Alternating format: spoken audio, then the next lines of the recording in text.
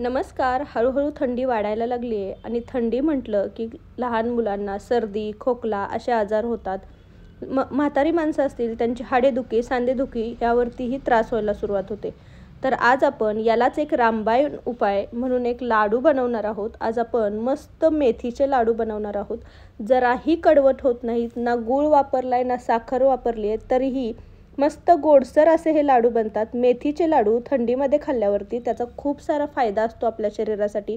मेथीचे लाडू उबदार असतात, त्यामुळे सर्दी खोकला होत नाही. पचनशक्ती सुधारवतात. सांधेदुखीचा त्रास असेल, हाडेदुखीचा त्रास असेल, जो हिवाळ्यांमध्ये शक्यतो जास्त जाणवतो, तोही कमी होतो. त्यामुळे मेथीचे लाडूंचे भरपूर सारे गुणकारी उपयोग आहेत. तर आज आपण असेच हे मेथीचे लाडू अगदी सोप्या पद्धतीने घरच्या घरी पहिल्या प्रयत्नांमध्ये बिना कडू होता कसे बनवायचे ते दाखवणार आहे. अगदी सोपी पद्धत आहे. चला तर मग वेळ न घालवता ते कसे बनवायचे ते पाहूयात. तर इथे मी साधारण 50 ग्रॅम मेथी दाणे घेतलेले आहेत. तर या मेथ्या तुम्हाला कुठल्याही शेजारच्या स्टोअरमध्ये, किराणा मालाच्या दुकानामध्ये उपलब्ध होतील. तर आता मी इथे वाटीच्या प्रमाणामध्ये सगळा व्हिडिओ दाखवलेला आहे. तर या वाटीच्या प्रमाणासाठी 50 ग्रॅम मेथ्या दाणे भरपूर आहेत, बरोबर आहेत, योग्य आहेत. तर आता हे मेथी दाणे आपण थोडेसे गरम करून घेणार आहोत. तर साधारण थोडीशी कढई गरम करून घेतली आहे आणि यामध्ये हे मेथी दाणे घेतलेले आहेत. टेबलस्पूनने म्हणाल तर साधारण 3 टेबलस्पून हे मेथी दाणे आहेत. आपल्याला हे मेथी दाणे जास्त भाजून घ्यायचे नाही आहेत, फक्त थोडेसे गरम करायचे आहेत. मेथी दाणे जर जास्त भाजले गेले तर ते कडवट होतात आणि त्यामुळे लाडूला कडवट चव येते. तर 1-2 मिनटं आपण हे छान गरम केलेले आहेत. हाताला जास्त चटके बसत नाही आहेत, इतपतच गरम केलेत. थंड करून आता हे आपण बारीक करून घेणार आहोत. तर इथे मी मेथीची छान पूड करून घेतलेली आहे. मस्त थोडीशी रवाळ अशी पूड करून घेतलेली आहे. तर आता ही पूड साधारण वाटीने मोजली, छोट्या वाटीने, तर ती अर्धी वाटी आहे. आता त्याच वाटीने आपण 1 वाटी इथे दूध घेतलेलं आहे. तर आता ही मेथीची पूड आपण या दुधामध्ये छान भिजवून घेणार आहोत. जेवढी पूड असेल त्याच्या दुप्पट आपण दूध घेणार आहोत. थोडं थोडं करून दूध घालायचं आणि हे मेथी दाणे जे आपण पूड करून घेतलेले आहेत ते आपण या दुधात मिक्स करून घेणार आहोत. तर थोडं थोडं दूध घालून मी याच्या सगळ्या गाठी मोडून घेतलेल्या आहेत. एकदम घालाल तर त्याच्या गाठी मोडल्या जाणार नाहीत आणि आतमध्ये ती पूड तशीच कोरडी राहील. तर ही व्यवस्थित तुम्ही पाहू शकता मिक्स केली की ही छान घट्टसर झालेली आहे. सगळ्या मेथी दाणे हे दूध जे आहे ते मुरवून घेतात, त्यामुळे आपण थोडं थोडं करून दूध घातलेलं आहे. तर छान याची अशी पेस्ट तयार केलेली आहे. जास्त घट्ट नाही आणि जास्त पातळ नाही, अशी ही कन्सिस्टन्सीची पेस्ट करून घेतलेली आहे. आता ही पेस्ट जी आहे ती आपण साधारण अर्धा ते पाऊण तास साईडला ठेवणार आहोत. बाकीची प्रोसेस करेपर्यंत मेथी छान भिजली जाते. तर इथे मी 2 वाट्या सुकं खोबरं छान खिसून घेतलेलं आहे. आता वाट्या म्हणजे खोबऱ्याच्या वाट्या नाहीत, जे कोणतं तुम्ही घरातल्या वाटीचं प्रमाण घ्याल त्या 2 वाट्या मी हे सुकं खोबरं घेतलेलं आहे. आता हे सुकं खोबरं आपल्याला न करपवता छान कुरकुरीत भाजून घ्यायचं आहे. याचा रंग छान गोल्डन ब्राऊन झाला पाहिजे. खोबऱ्यामध्ये भरपूर प्रमाणात हेल्दी फॅट्स असतात, त्याच्यानंतर भरपूर फायबर असतं, त्यामुळे पचनशक्ती सुधारते, वजन नियंत्रित राहायला मदत होते. यामध्ये थोडासा तेलकटपणा असतो, ज्यामुळे शरीरात आपली जी त्वचा आहे ती हिवाळ्यामध्ये कोरडी पडते, ती कमी कोरडी व्हायला मदत होते. तर आपलं सुकं खोबरं छान खरपूस असं भाजलं गेलेलं आहे, ते चुरलं जात आहे. तर आता गॅसची फ्लेम बंद करायची आणि हे थंड करायला ठेवायचं. आता सेम कढईमध्ये मी 1 चमचा तूप घेतलेला आहे. तर आता आपण बाकीचे जिन्नस जे आहे ते तुपावरती भाजणार आहे. आता या सेम वाटीने मी सगळं प्रमाण घेतलं आहे, त्याच वाटीने मी पाव वाटी म्हणजे 25 ग्रॅम इथे काजू घेतलेले आहेत. सोबतच 25 ग्रॅम म्हणजे पाव वाटी बदामही घेतलेले आहेत. काजू आणि बदाम जे आपण तुपावरती छान भाजून घेणार आहोत. 2 ते 3 मिनटं काजूचा थोडासा कलर होईपर्यंत आपण हे तुपावरती भाजून घेतलेले आहेत. आता काजूचा थोडासा कलर चेंज झाला की आता सेम वाटीने आपण पाव वाटी पिस्ते आणि पाव वाटी अक्रोड म्हणजे साधारण 50 ग्रॅम हे दोन्ही मिळून घेतलेले आहेत, ते पण घालून घेणार आहोत आणि छान हेही तुपावरती 2 ते 3 मिनटं भाजून घेणार आहोत. ड्रायफ्रूट्स जर लहान मुलं खात नसतील तर असे तुम्ही लाडवामध्ये घालून ड्रायफ्रूट्स लहान मुलांना दिले तर ते नक्कीच खातील. तर 2 ते 3 मिनटं हे ड्रायफ्रूट्स छान भाजून घेतले की हेही आपण थंड करायला साईडला ठेवणार आहोत. आता सेम कढईमध्ये आपण पुन्हा थोडंसं तूप घेणार आहोत. साधारण 1 चमचा तूप घेणार आहोत. पूर्ण टोटल व्हिडिओसाठी 100 ते 125 ग्रॅम तूप लागतं, तर थोडं थोडं तूप करून आपण ॲड करणार आहोत. आता सेम वाटीने आपण 1 वाटी मखाने घेतलेले आहेत.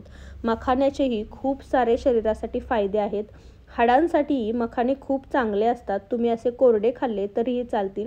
जर आवडत नसतील किंवा कोरडे खात नसतील तर तुम्ही असे हे लाडूमध्ये हे घातले तरीही चालतात. तर हे मखाने आपण छान कुरकुरीत होईपर्यंत 2 ते 3 मिनटं तुपावरती छान परतून घेणार आहोत. मखाण्यांचा थोडासा कलर चेंज झाला की आपण हे मखाने काढून थंड करायला ठेवणार आहोत. मखाने जे आहेत ते आपल्या रक्तातली साखर जी आहे ती कमी करण्यासाठी मदत होते आणि हृदयाचं आरोग्य निरोगी ठेवण्यासाठी मखाण्यांचा उपयोग होतो. त्यामुळे मखाने आपल्या रोजच्या आहारामध्ये थोडे थोडे खाल्ले तरीही चालतील. तर आता मखाने आपले छान भाजले गेलेत, तेही आपण थंड करायला साईडला ठेवणार आहोत. आता सेम कढईमध्ये 1 चमचा मी परत तूप घेतलेलं आहे. तूप छान वितळून घ्यायचं आहे. तूप वितळलं की इथे मी 50 ग्रॅम डिंक घेतलेला आहे. तर तो 50 ग्रॅम डिंक आपल्याला छान तुपावरती तळून घ्यायचा आहे, पूर्ण फुलवून घ्यायचा आहे. डिंकामध्ये फॉलिक ॲसिड आणि प्रोटीन्स जास्त प्रमाणात असतात. त्यामुळे जर कुणाला अशक्तपणा आला असेल तर डिंकाचे लाडू खाण्यासाठी सजेस्ट करतात. तर हा डिंक आपण छान फुलवून घेतलेला आहे. थोडं थोडं तूप ॲड करून हा छान फुलवून घ्यायचा. तुम्ही पाहू शकता आता जो बाकीचा डिंक आहे तो छान पांढरट झालेला आहे, छान फुलला गेलेला आहे. तर सतत हलवत हा डिंक आपण छान फुलवून घेतलेला आहे. हा छान सगळ्या बाजूंनी व्यवस्थित फुलला की आता आपण हा एका प्लेटमध्ये काढून घेणार आहोत आणि व्यवस्थित थंड करून घेणार आहोत.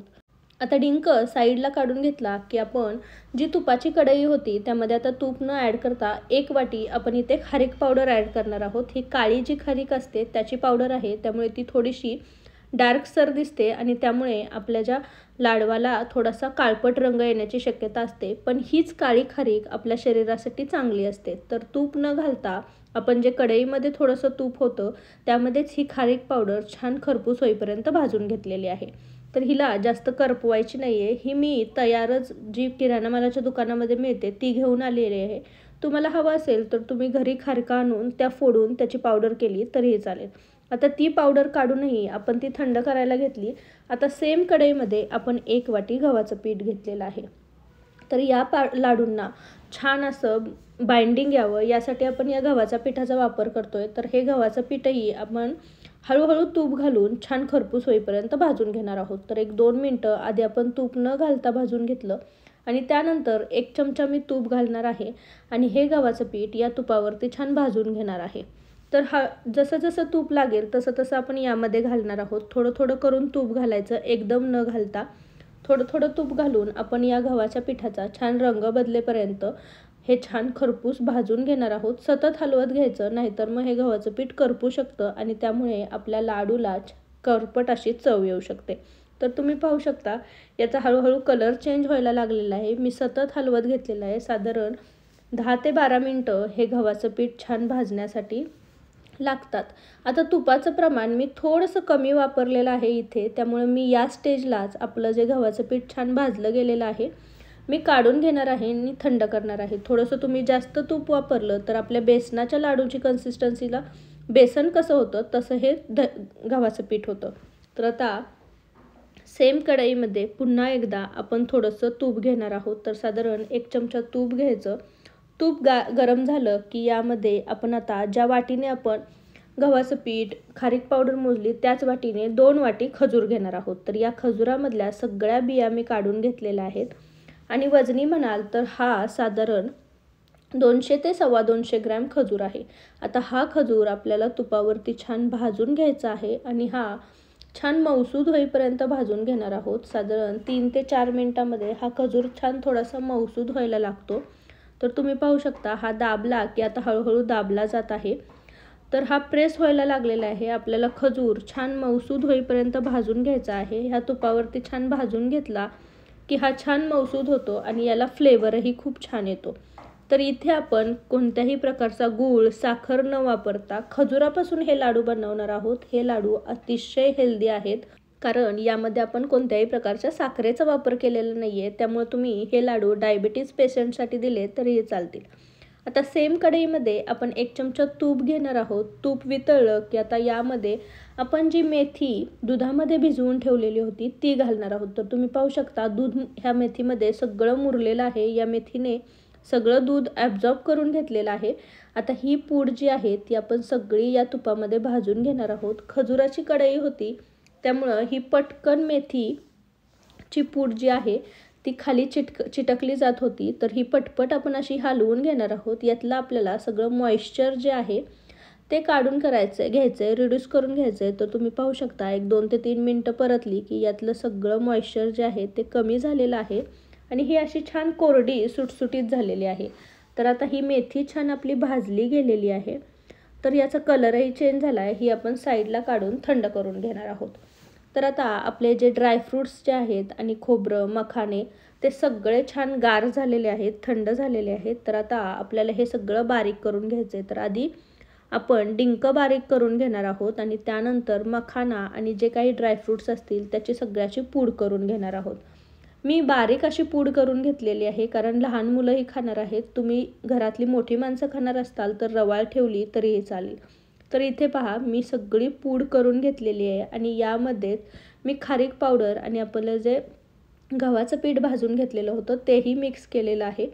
सगळी व्यवस्थित पूड आपण करून घेतलेली होती. सगळं दोन्हीही जिन्नस आपण सगळे व्यवस्थित मिक्स करून घेतलेले आहेत. तर याचा कलरही खूप सुंदर आलेला आहे. खारीक पावडर थोडीशी काळ्या खारीकांची असल्यामुळे याला थोडासा काळपट कलर येतो, पण हे लाडू खायला अतिशय पौष्टिक लागतात. तर आता हे आपण जे मेथीची पूड जी होती तीही थंड करून घेतलेली आहे, तीही आपण यामध्ये घालून घेणार आहोत. ही मेथीची पूड आपण या सगळ्या पावडरमध्ये व्यवस्थित मिक्स करून घेणार आहोत. हे जे आपण सगळ्या गोष्टींची पावडर करून घेतली आहे त्यासोबत ही मेथीची पूड सगळी व्यवस्थित मिक्स करून घ्यायची. आता यामध्ये मी 1 चमचा वेलची पूड टाकणार आहे.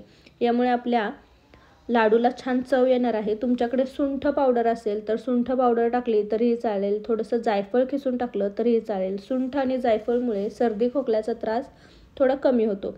तर आपण आता हे जे खजूर जे घेतलेले होते तेही थंड झालेले आहेत. आता हेही आपण मिक्सरच्या भांड्यामध्ये काढून घेणार आहोत आणि हे आपण छान व्यवस्थित बारीक करून घेणार आहोत.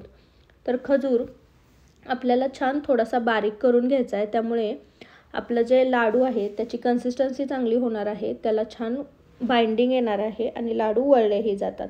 तर मी हे मिक्सरमध्ये 2 ते 3 वेळा फिरवून घेतलेले आहेत. तुम्ही अर्धे बॅच करून फिरवून घेतले तरीही चालतील. तर आता हे व्यवस्थित बारीक झालेलं आहे. आपण ही जी तयार पावडर करून घेतलेली होती, पूड करून घेतली होती, त्यामध्ये आता हे मिक्स करून घेणार आहोत. तर आता हे खजूर मिक्स करून घ्यायचे आहेत आपल्यामध्ये. ही खजुराची तुम्ही पाहू शकता छान अशी मी पेस्ट करून घेतलेली आहे. ती आपण व्यवस्थित यामध्ये मिक्स करून घेणार आहोत. ही जर व्यवस्थित मिक्स होत नसेल तर थोडं मिक्सचर आणि थोडी खजुराची जी पेस्ट करून घेतली आहे ते तुम्ही मिक्सरला फिरवून घेतलं तरीही चालेल. तर आता ही पूड जी आहे ती व्यवस्थित आपण मिक्स करून घेतलेली आहे. तुम्ही पाहू शकता ही व्यवस्थित मिक्स होते आणि आता याचे लाडूही छान वळले जात आहेत. तर मस्त असे गोलाकार आपण लाडू वळून घेणार आहोत. यामध्ये मेथी घातलेली आहे. मेथी थोडीशी उष्ण असते त्यामुळे लाडूचा आकार थोडासा छोटाच ठेवायचा.